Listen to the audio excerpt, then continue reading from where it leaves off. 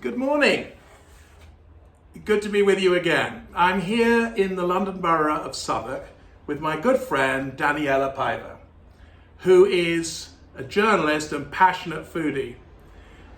Today we're going to be talking about a Brazilian dish because Dani is from Brazil. She's from Distrito Federal, Brasilia, capital, which is, by the way, an unusual city built like an aeroplane by Nehemiah with drooping wings. And the addresses of people's houses are like Super Block 3, District 3Z. It's very weird. It's all numbers. But anyway, it's a lovely city. So, Daniela, thank you for having me over to your apartment. Thank you for coming. It's a pleasure. One of the things that I was so interested about Daniela, first of all, was this cookbook that she showed me, written by her grandmother, Neuza Paiva, who's from Goiás Velho, in the state of Goiás. And it's really interesting. And before we get to the dish, I'd like Dani just to show us a little bit about this book, because it really is very, very special, I think. Okay, so this is my grandmother's book. We made it for her 19th birthday. Wow. And we gathered her, it's called Memories, Creations and Transformations. That's a little bit how we translated. So we gathered her recipes and told stories about the recipes. And we also, so the book is divided in classic recipes, her recipes, from the classic recipes from the family, her recipes, and what her cooking inspired us. I think it's wonderful, and as I look through here, I see many different classics, and I really hope that one day that Dani publishes this, because I will love to buy it. So, before we talk about the dish, I understand that you've created a business around food, a website. Can you tell us a little bit about that? Yes, so my venture is called Cooking News Stories. This is a platform for food and culture to bring people together. So what I want to do is to inspire people to use food as a tool to meet other people, to exchange culture, to learn, to grow together. So this is what we do. We are currently renovating our website, so there will be a new website coming up very soon, and we are on Instagram, Facebook, and Twitter, sharing our ideas, our love, our passion for people to get inspired and get together and share their stories. Sounds good. I think it's Cook NST on Instagram, is that right? Yeah, perfect. Yeah, it's short for Cooking News Stories, so it's Cook NST. So now, let's talk about a real classic dish. Dani is an amazing cook, and I wanted to show this particular dish because it's quite similar to our creme caramel, only way better. So I want you to imagine that you've just had an incredibly amazing main course in Brazil. The sun's shining, you might be on the beach, could be a churrasco, which is a barbecue, or it could be the mighty feijoada that this channel has described earlier. And then you want something full, creamy, to slide down your throat in a delicious way. And guess what? Here it is, pudim de leite. Pudim de leite. Now, let's see. Okay, I don't know. Let's get a bit closer. That's good. They're tilted a little bit. There we are.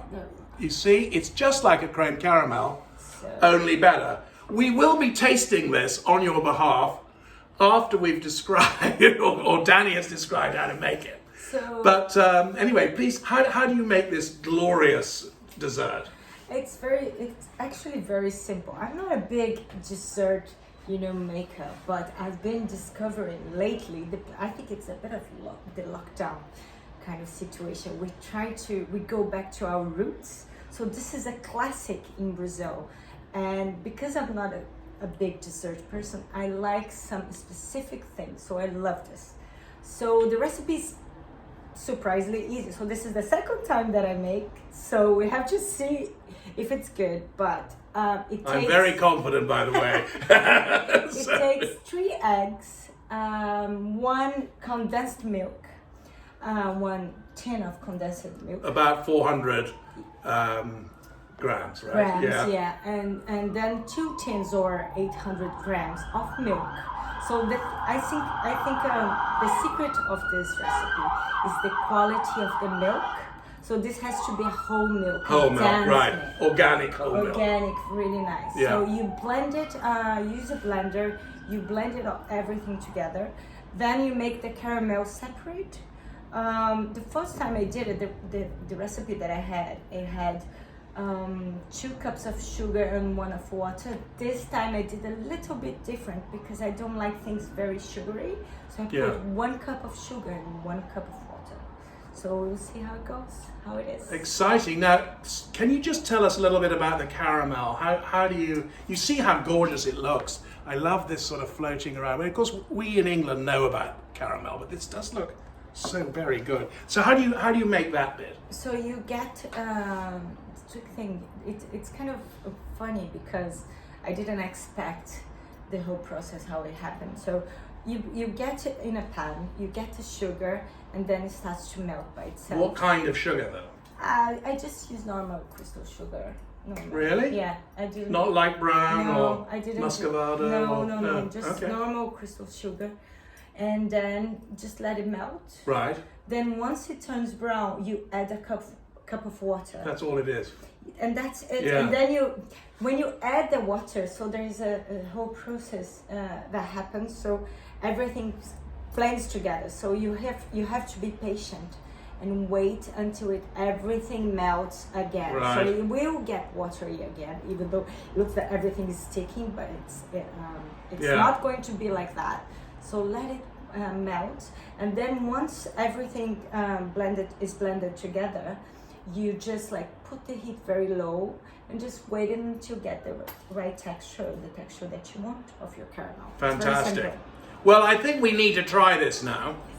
And I mentioned the Galloping Gourmet before. This is a wonderful TV chef many years ago. You weren't born at the time he did it.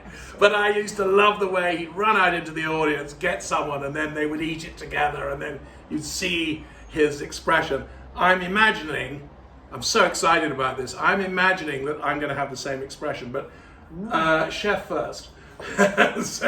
Shall we do it together? Yeah, let's do it at the same time. One corner each. That's all right, we'll show They you. won't be able to see it. Okay, well, let's just... Actually... Yeah.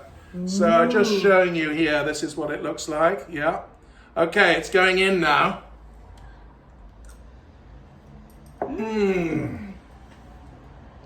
Oh, it's so creamy and fuller than creme caramel. I really like this. This is not a difficult dish to make. It's so good. And it's creamy, but it has, that's the secret. It needs to have some air inside. So right. It is a bit fluffy on the inside. Yes, no, that's true. Because if you see that here, it's rather like the sourdough I endlessly go on. You can see some air in the middle. Yep. So if this was a piece of bread, I'd say that's got good crumb. But so it's got some air in it. How do you get the air in it? That's from the blender. That's from the blender. So you don't. So I was reading about this today. If you blend it with your hands, and then you will take off the air, then you get just the cream. Oh, I see. Use the blender. There's going to be some bubbles on the inside, and that's what you want. Well, Danny, I want to thank you very much indeed for letting me try this delicious thing. It just reminds me of the fabulous country that is Brazil. I'm a little bit obsessed with Brazil. You may notice the flag on my shirt. And I think I'm like Brighton Rock. I've got the green, yellow, and blue running through my veins. Maybe you are thinner than I am. Well, yeah. Anyway, but it was great to do this, and I look forward to speaking to you all again soon. Thank you. Thank you.